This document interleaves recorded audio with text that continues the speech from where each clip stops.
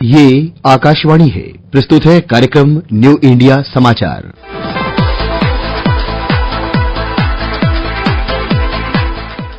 नमस्कार, आकाशवाणी के समाचार सेवा प्रभाग की प्रस्तुति न्यू इंडिया समाचार में आपका स्वागत है।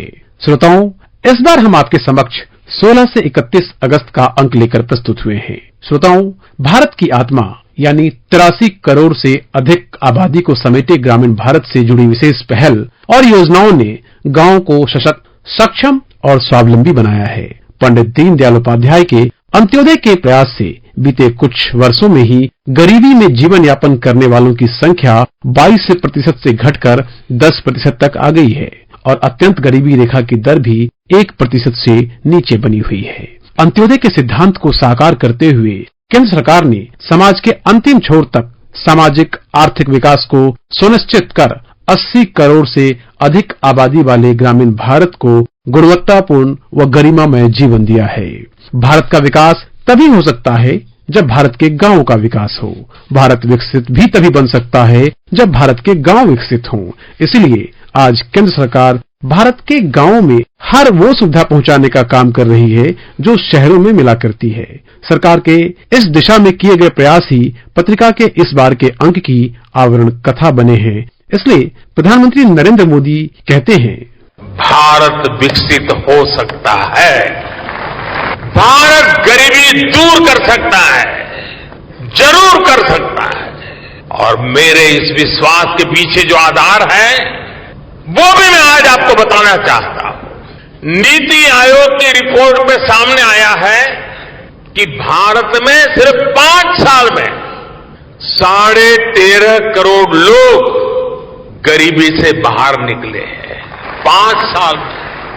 और भी अंतर्राष्ट्रीय एजेंसियां भी ये कह रही हैं कि भारत में अति गरीबी जो है, एक्सट्रीम पॉवर्टी, वो खत्म होने के कगार पर हो रहे हैं।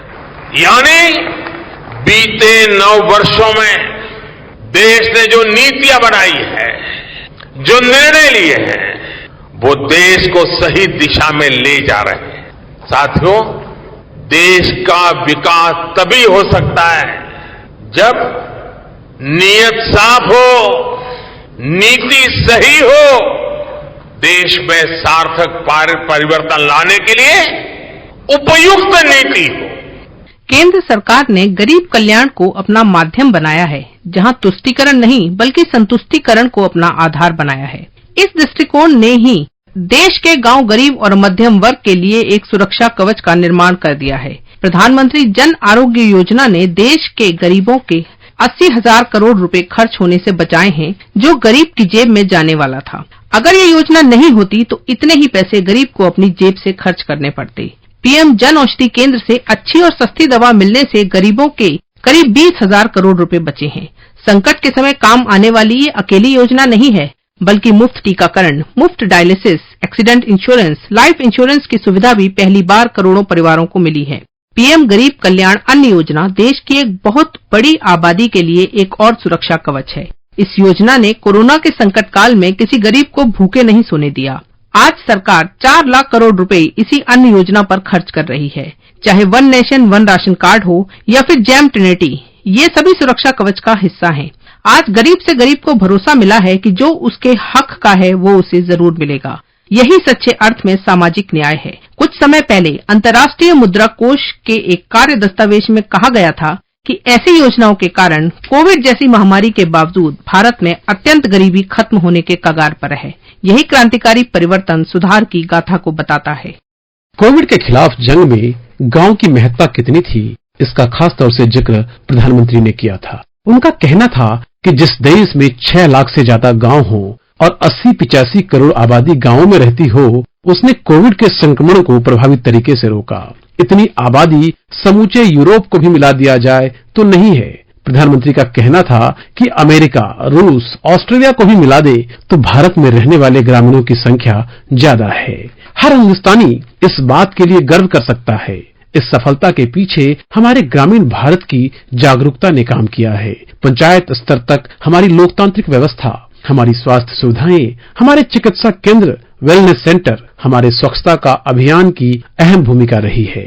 उन्होंने कहा था कि अगर यह काम किसी पश्चिमी देश में हुआ होता तो दुनिया में अंतर्राष्ट्रीय स्तर पर इस सफलता की खूब चर्चा होती, लेकिन कुछ लोगों को संकोच है कि भारत की वाहवाही होगी तो वे दुनिया में क्या जवाब देंगे। प्रधानमंत्री ने कोविड से जंग में सफलतापूर्वक आगे बढ़ने का श्रेय ग्रामीण जनता और कोरोना योद्धाओं को दिया था। प्रधानमंत्री मोदी की संवेदनशीलता और उस समय के प्रयास ने दुनिया को भी विस्मित कर दिया। जब देश में लॉकडाउन का ऐलान हुआ तो प्रधानमंत्री नरेंद्र मोदी ने अगले दिन ही 26 मार्च 2020 को 1.75 लाख करोड़ रुपए के विशेष गरीब कल्याण पैकेज का ऐलान कर दिया था। फिर जब देश अनलॉक हुआ और अर्थव्यवस्था पटरी पर लौटने लगी तो प्रधानमंत्री नरेंद्र मोदी ने कोविड-19 महामारी के चलते गांवों में लौटने वाले प्रवासी कामगारों को रोजगार और आजीविका के व्यापक अवसर उपलब्ध कराने के लिए 20 जून 2020 को गरीब कल्याण रोजगार अभियान का शुभारंभ किया। घर के नजदीक काम उपलब्ध कराने में मदद के लिए ग्रामीण प्रवासी कामगारों के कौशल की पहचान की गई। 6 राज्यों के 116 जिलों में 125 दिनों में एक अभियान के तौर पर 50,000 करोड़ रुपए की परियोजनाओं को लागू किया गया। गरीबों के लाइफस्टाइल को बदलकर गुणवत्तापूर्ण जीवन शैली देने की प्रधानमंत्री की सोच का ही परिणाम है कि इस अभियान के तहत ऐसे 25 श्रेणी के कामों को चिन्हित किया गया है जो गांवों में बुनियादी सुविधाओं के साथ आधुनिक सुविधाएं भी उपलब्ध करा सकें। बिहार के खगड़िया जिले के तेलिहर गांव से शुरू हुए इस अभियान का उद्देश्य था कोविड महामारी से प्रभावित होकर बड़ी संख्या में घरों को वापस लौटने वाले कामगारों और स्थानीय कामगारों को आजीविका के अवसर उपलब्ध कराना। गांवों में बुनियादी ढांचे का विस्तार और सड़क, आवास, आंगनवाड़ी, पंचायत भवन, विभिन्न आजीविकाएं संपदाएं और सामुदायिक भवन आदि के लिए अवसर तैयार करना। विविध प्रकार के कार्यों के समूह से सुनिश्चित होगा कि हर प्रवासी कामगार को 125 दिन उसके कौशल के आधार पर रोजगार मिले। इसमें 6 राज्यों बिहार, उत्तर प्रदेश, मध्य प्रदेश, राजस्थान, झारखंड और ओडिशा के 116 जिलों में लौटे प्रवासी कामगारों पर फोकस किया गया। प्रधानमंत्री नरेंद्र मोदी ने तब भी ग्रामीणों से संवाद में कहा था, आपसे बात करके आपकी ऊर्जा, सम्मान और विश्वास का भाव था जिसे मैं महसूस कर रहा हूँ। कोरोना का इतना बड़ा संकट पूरी दुनिया जिसके सामने हिल गई, सहम गई, लेकिन आप डट कर खड़े रहे। भारत के गांवों ने कोरोना को जिस तरह मुकाबला किया है उसने शहरों को भी बहुत बड़ा सबक दिया है। प्रधानमंत्री नरेंद्र मोदी द्वारा 2014 में व्यक्त गरीब कल्याण के संकल्पों को साकार करते हुए केंद्र सरकार की लाभार्थी कल्याण की अनेक योजनाओं से गांव और गरीबों के जीवन में बदलाव आया है। दुनिया के विश्वसनीय रिपोर्ट्स के अनुसार भी भारत में गरीबी तेजी से कम हुई है। जनधन योजना के तहत बैंक खाते से लेकर पीएम उज्ज्वला योजना के तहत धुआं मुक्त रसोई तक, स्वच्छ भारत मिशन के तहत शौचालय से लेकर जल जीवन मिशन के माध्यम से शुद्ध पानी के नल तक, पीएम किसान सम्मान निधि के माध्यम से छोटे किसानों को आर्थिक संबल देने से लेकर छोटे व मध्यम उद्योगों को आर्थिक सहायता देकर रोजगार व स्वरोजगार के अवसर सृजित करने जैसे अनेक सराहनीय कार्य गत 9 वर्षों में हुए हैं। इनके माध्यम से गांव और गरीबों के जीवन में बदलाव आया है। सर्वस्पर्शी समावेशी सरकार के रूप में पिछले 9 वर्षों में पीएम मोदी के नेतृत्व में सामाजिक न्याय की मूल भावना के अनुरूप काम हुआ है। वर्तमान केंद्र सरकार की नीतियां, योजनाएं सदैव अनुसूचित जाति, अनुसूचित जनजाति, पिछड़ा वर्ग, महिला तथा आर्थिक रूप से कमजोर तबके के लोगों के सामाजिक व आर्थिक उत्थान के लिए समर्पित है। वंचित समाज के हितों के लिए आवाज उठाने वाले महान राष्ट्र नायक बाबा साहब आम्बेडकर के जीवन से जुड़े स्थलों को पंच तीर्थ के रूप में स्थापित करने के कार्य इस दौरान हुए हैं। इन स्थलों से समाज को समता और समरसता की प्रेरणा मिलती है। अगर केंद्र सरकार के कदमों की तुलना की जाए तो अनुसूचित जाति जनजाति समाज के हित में पिछले 9 वर्षों में जितने कदम उठाए गए हैं उतने पहले कभी नहीं उठाए गए। अनुसूचित जाति जनजाति समाज के सामाजिक, शैक्षणिक एवं आर्थिक सशक्तिकरण के लिए साल दर साल बजट में बढ़ोतरी हुई है। केंद्र सरकार की लाभार्थी योजनाओं में भी दलित व आदिवासी समाज को प्राथमिकता दी गई है। दलित समाज के आर्थिक सशक्तिकरण एवं स्वरोजगार में उनकी भागीदारी सुनिश्चित करने के लिए स्टैंड अप योजना, मुद्रा योजना के तहत आसान ऋण में प्राथमिकता को केंद्र सरकार सुनिश्चित कर रही है। इन योजनाओं का परिणाम है कि SC/ST समाज के लोग शिक्षा, उद्योग, रोजगार, सेवा तथा सामाजिक क्षेत्र में उभर कर आ रहे हैं। केंद्रीय मंत्रिमंडल के प्रतिनिधित्व हों या फिर 2017 में राष्ट्रपति के रूप में दलित समाज से आने वाले रामनाथ कोविंद और 2022 में जनजातीय समुदाय की प्रतीक बनी द्रौपदी मुर्मू को राष्ट्रपति के रूप में निर्वाचित कराने की पहल। प्रधानमंत्री नरेंद्र मोदी ने ग्रामीण भारत को सर्वोपरि रखा और वंचित समाज के सर्वांगीण विकास के लिए अपनी कटिबद्धता को यथार्थ में परिलक्षित किया है। सामाजिक व शैक्षणिक रूप से पिछड़ा वर्ग के सशक्तिकरण के लिए केंद्र सरकार ने दशकों से लंबित पिछड़ा वर्ग आयोग को संवैधानिक दर्जा देने की मांग को पूरा किया है। केंद्र सरकार के नीतिगत निर्णय से मेडिकल क्षेत्र के दाखिलों में पिछड़े वर्ग से आने वाले छात्रों के लिए अवसर बढ़े हैं। शिक्षा और रोजगार में ओबीसी समाज की भागीदारी सुनिश्चित करने के लिए बेहतरीन प्रयास हुए हैं।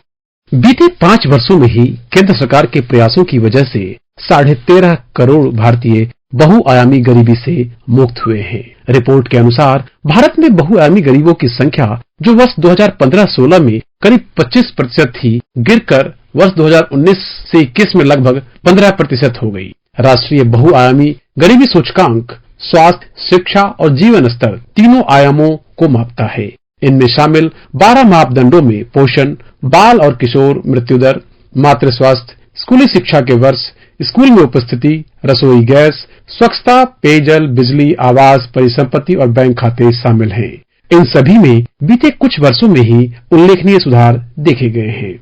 गरीबी सूचकांक के सभी 12 मापदंडों में उल्लेखनीय सुधार हुआ है। पोषण अभियान और एनीमिया जैसे प्रमुख कार्यक्रमों ने स्वास्थ्य में अभावों को कम करने में योगदान प्रदान किया है, जबकि स्वच्छ भारत मिशन और जल जीवन मिशन जैसी पहलों ने देश भर में स्वच्छता संबंधी सुधार किया है। प्रधानमंत्री उज्ज्वला योजना के माध्यम से सब्सिडी वाले रसोई गैस के प्रावधान ने जीवन को सकारात्मक रूप से बदल दिया है। सौभाग्य, प्रधानमंत्री आवास योजना, प्रधानमंत्री जन धन योजना और समग्र शिक्षा जैसी पहलों ने भी बहुआयामी गरीबी को कम करने में प्रमुख भूमिका निभाई है। केंद्र की वर्तमान सरकार नई ऊर्जा से भरी हुई त्रिशक्ति है, जिसने नए भारत, विकसित राष्ट्र और लोगों की क्षेत्रीय आकांक्षाओं की पूर्ति के लिए अपनी नीति, कार्यक्रम और योजनाओं के जरिए देश में विश्वास का वातावरण तैयार कर दिया है, जिसका संकल्प, एजेंडा, भावना और मार्ग भी सकारात्मक है। जब देश में स्थिर सरकार होती है तो देश कालजयी फैसले करता है। सही अर्थों में प्रधानमंत्री नरेंद्र मोदी के नेतृत्व में देश का सर्वस्पर्शी, सर्वसमावेशी विकास हो रहा है और नई कहानी लिखी जा रही है। गांव, गरीब, किसान, दलित, पिछड़ा, वंचित, आदिवासी, युवा, महिला सबके कल्याण एवं जीवन में उत्थान लाने के लिए काम किया जा रहा है, ताकि समाज के सभी वर्ग को आगे बढ़ने का अवसर मिले। केंद्र सरकार की योजनाओं ने देश के गरीब से गरीब व्यक्ति को भी सम्मान और सुरक्षा के भाव से भर दिया है। देश में गरीब को पहली बार सुरक्षा और गरिमा में जीवन मिला है। जिन्हें दशकों तक यही एहसास दिलाया गया था कि वो देश के विकास पर बोझ हैं, वो आज देश के विकास को गति दे रहे हैं। इसलिए प्रधानमंत्री नरेंद्र मोदी कहते हैं, जब सरकार ये योजनाएं शुरू कर रही थी तो कुछ लोग हमारा मजाक उड़ाया करते थे, लेकिन आज इन्हीं योजनाओं ने भारत के तेज विकास को गति दी है। ये योजनाएं विकसित भारत के निर्माण का आधार बनी हैं। बीते 9 वर्षों से गरीब, दलित, वंचित, पिछड़ा, आदिवासी, सामान्य वर्ग, मध्यम वर्ग, हर कोई अपने जीवन में स्पष्ट बदलाव का अनुभव कर रहा है।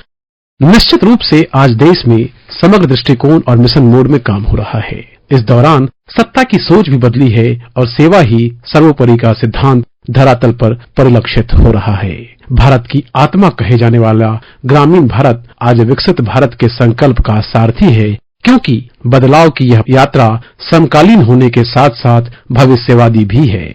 श्रोताओं, समय की बाध्यता को देखते हुए आज की चर्चा को यही विराम देते हैं। कार्यक्रम की अगली कड़ी में बात करेंगे पत्रिका में शामिल अन्य समाचारों की। इस पाक्षिक पत्रिका की हर प्रति newindiasamaachar.pib.gov.in वेबसाइट पर उपलब्ध है, जहां आप सभी समाचारों को विस्तार से पढ़ सकते हैं और डाउनलोड भी कर सकते हैं। डिजिटल और प्रिंट में यह पत्रिका देश ही नहीं विदेशों में भी अपनी अलग पहचान बना चुकी है। इसका ट्विटर हैंडल NISPIB इंडिया है। इसके अलावा आप हमें response-nis@pib.gov.in पर ईमेल के जरिए अपना सुझाव भी भेज सकते हैं। तब तक के लिए धन्यवाद।